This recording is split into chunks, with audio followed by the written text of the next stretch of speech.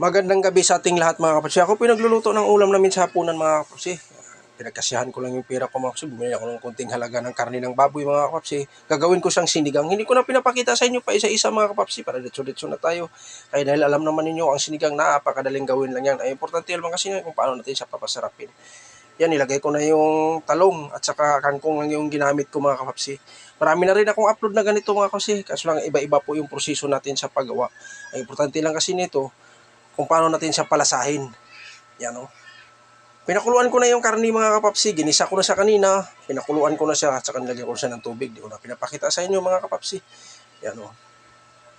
Timplado na yan. Lahat ng mga sikretong pangpalasa, mga pang-aromatics natin, hinalo ko na yan dyan. Kaibahan lang nito mga kapapsi, hindi ako naglagay ng siling haba. Dahil medyo mainit ang panahon, lalong umiinit ang ating katawan mga kapapsi. Pag malagyan natin siya ng sili, babawi na lang tayo sa sasawan natin mamaya mga kapapsi.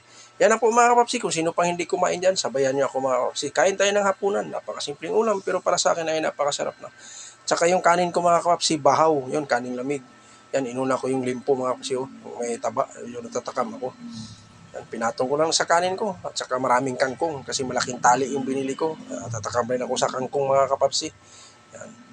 Kinamay ko na lang dahil yung kanin ko is bahaw, malamig. Tama-tama, binuhusan ko na lang siya ng sabaw at saka yung recipe natin, pinatong ko na lang mga kapapsi. Yan. Napakasarap mga kapapsi, napakalambot yung ating limpo. Yan, dapat medyo maano yan siya, malapot sana, gaano. Kaso lang yung gabi natin, 2 piraso lang maliit. Yung lang nabili ko dahil wala akong mahanap na gabi malalaki. Kaya bumili lang ako ng 2 piraso. Hinaluan ko siya ng gabi mga kapapsi. Sinigang na may gabi.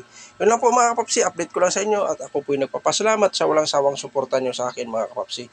Napakasimpleng ulam uli mga kapapsi. Sinigang na baboy. Karneng baboy at saka maraming kangkong. Hanggang dito na lang ako. See you next vlog. Thank you for watching.